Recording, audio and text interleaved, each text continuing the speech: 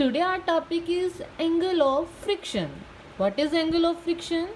It is the angle between normal reaction R and the resultant of normal reaction R and limiting force of friction is called angle of friction. देखिए क्या कहा मैंने, ये क्या है, angle है किस किस के बीच में, नॉर्मल रिएक्शन. अब आपको पता है अगर कोई ऑब्जेक्ट पड़ा है उसका वेट नीचे लग रहा है और वो वेट क्या होता है mg, वेट नीचे लग रहा है तो उस वेट की वजह से ऊपर क्या होगा, कुछ ना कुछ नॉर्मल रिएक्शन. और वो नॉर्मल रिएक्शन क्या है, ये OA.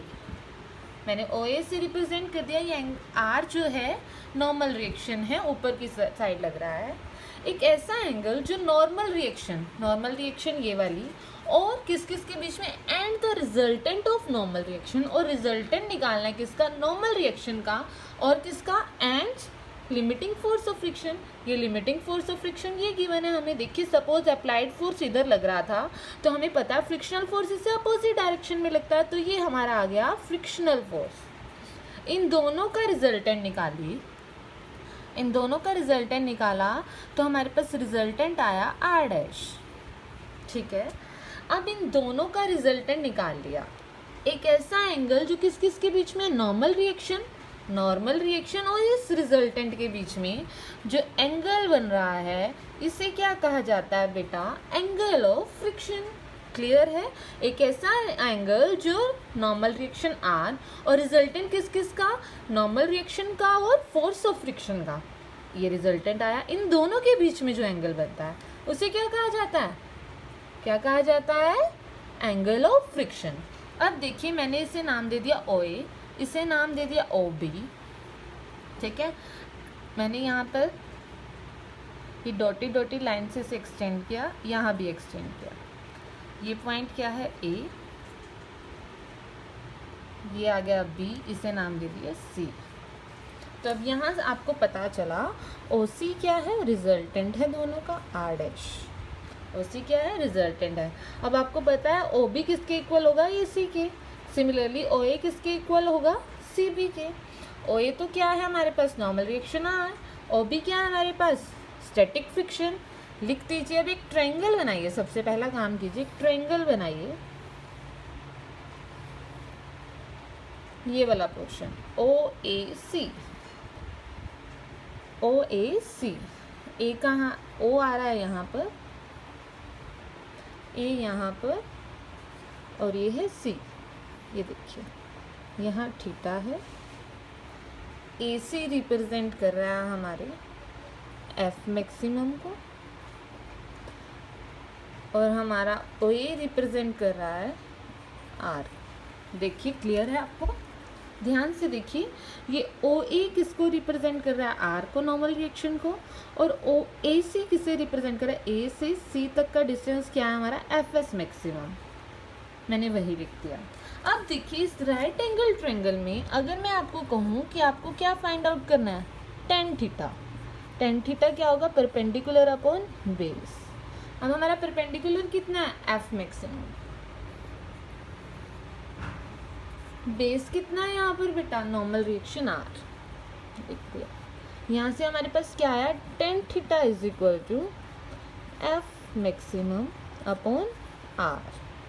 अब लास्ट टॉपिक में मैंने आपको बताया था जो हमारा स्टैटिक फ्रिक्शन का कोएफिशिएंट है म्यू, वो किसके इक्वल होता है, F अपॉन R के. किसके इक्वल था, F अपॉन R के. यहाँ से हमें क्या पता चला दोनों इक्वेशन से, म्यू किसके इक्वल आ गया, tan थीटा के. और we can say that tan inverse mu is equal to theta, जो थीटा क्या है यहाँ पर, angle of friction.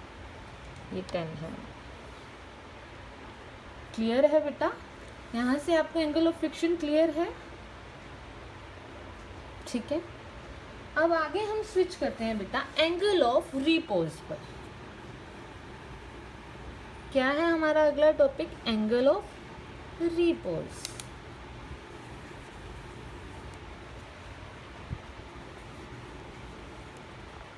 Angle of repose क्या है बेटा, एक ऐसा एंगल जिस पे बॉडी क्या करना स्टार्ट कर देती है, एंगल ऑफ रिपोज कह सकते हैं, या फिर हम इसे क्या कह सकते हैं, एंगल ऑफ स्लाइडिंग. क्या कह सकते हैं बेटा, एंगल ऑफ रिपोज या फिर एंगल ऑफ स्लाइडिंग, जिस पे बॉडी स्लाइड करना स्टार्ट कर देती है। एक ऐसा एंगल जिस पे बॉडी स्लाइड करना स्टार्ट कर देती है उसे क्या कहा जाता है, एंगल ऑफ रिपोज और एंगल ऑफ स्लाइड। अब देखिए, सपोज कर लीजिए ये हॉरिजॉन्टल सरफेस है हमारा, ठीक है, इसके साथ आपने क्या लिया, एक इंक्लाइन प्लेन ले लिया, ठीक है, ये इंक्लाइन प्लेन है, इस इंक्लाइन प्लेन पे आपने एक दूसरा सरफेस रखा, ठीक है, मैं आपको ये करके दिखाती हूँ, आप देखिए।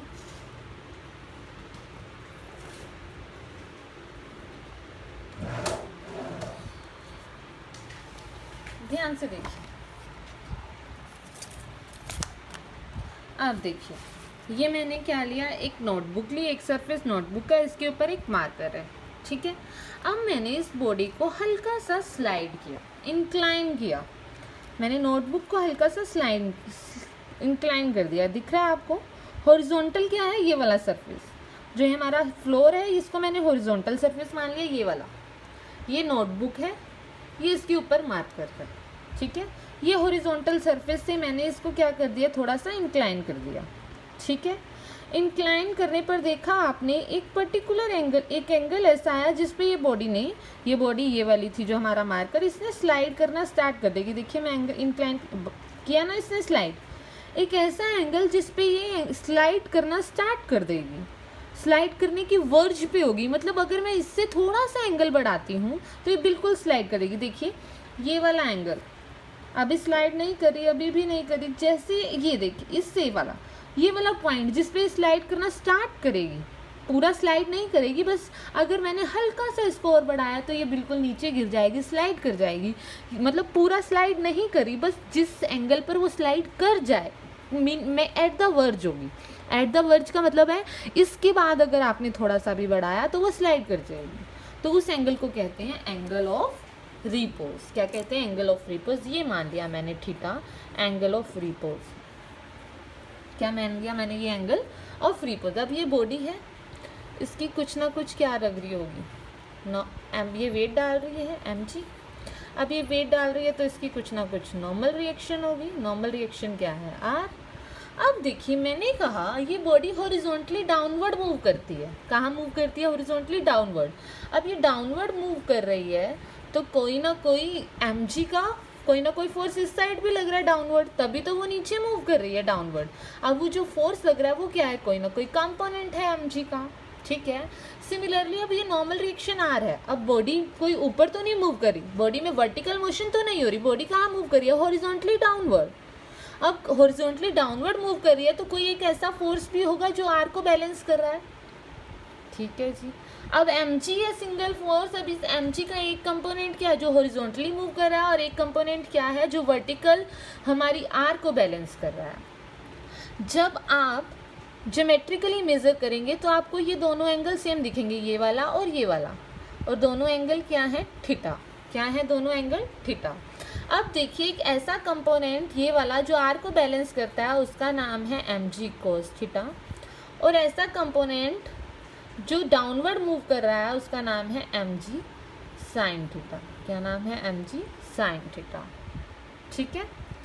हमारे mg का एक कंपोनेंट mg sin थीटा है जो डाउनवर्ड मूव करा रहा है फोर्स को, जो बॉडी को, और एक ऐसा कंपोनेंट जो आर को बैलेंस कर रहा है वो क्या है, mg cos थीटा। अब ये mg sin थीटा, अभी मैंने आपको कहा बॉडी स्लाइड नहीं करेगी, हल्का सा और थीटा को बढ़ाएंगे, हल्का सा, बिल्कुल हल्का सा बढ़ाएंगे तो बॉडी स्लाइड करना स्टार्ट कर देगी। मतलब अभी तो इस mg को भी कोई ना कोई बैलेंस कर रहा होगा, और जो ये मोशन को बैलेंस करता है वो कौन सा फोर्स होता है, स्टैटिक फोर्स ऑफ फ्रिक्शन। अब स्टैटिक फोर्स ऑफ फ्रिक्शन का फॉर्मूला क्या है बेटा, mu S into R. Last topic में क्या ना, स्टैटिक फोर्स ऑफ फ्रिक्शन का हमारे पास फॉर्मूला क्या है, म्यू एस इंटू आर। अब म्यू एस, आर किसके बराबर आया था, आर जो बैलेंस कर रहा था mg cos थीटा, आर को बैलेंस कर रहा था, ठीक है ना। आर किसके इक्वल हो गया, जो फोर्स इसको बैलेंस कर रहा है वो कौन सा, mg cos थीटा। आर किसके इक्वल है, mg cos थीटा के, जो हमारा स्टैटिक फोर्स ऑफ फ्रिक्शन है वो किसके बराबर आ गया, mu S mg cos theta, ठीक है, mu S mg cos theta. अब यहाँ से देखिए क्या आ गया, mg sin थीटा किसके इक्वल आ गया बेटा, mu S mg cos theta, ठीक है, अब म्यू एस को एक ही साइड रहने दीजिए, बाकी सब कंपोनेंट एक साइड ले लीजिए। M G sine theta divided by M G cos theta. M G से एम जी कैंसिल हो जाएंगे बेटा, क्या रहेगा sine theta upon cos theta. Sine theta upon cos theta क्या होता है, टेन थीटा। यहाँ से आ गया हमारे पास जो आपका एंगल ऑफ रिपोज है डेट इज थीटा, वो किसके इक्वल आ गया हमारा, टेन इनवर्स म्यू एस। ठीक है, टेन इनवर्स म्यू एस। कोई दिक्कत बेटा, ये हमारा आ गया angle of repose theta tan inverse mu S. Clear.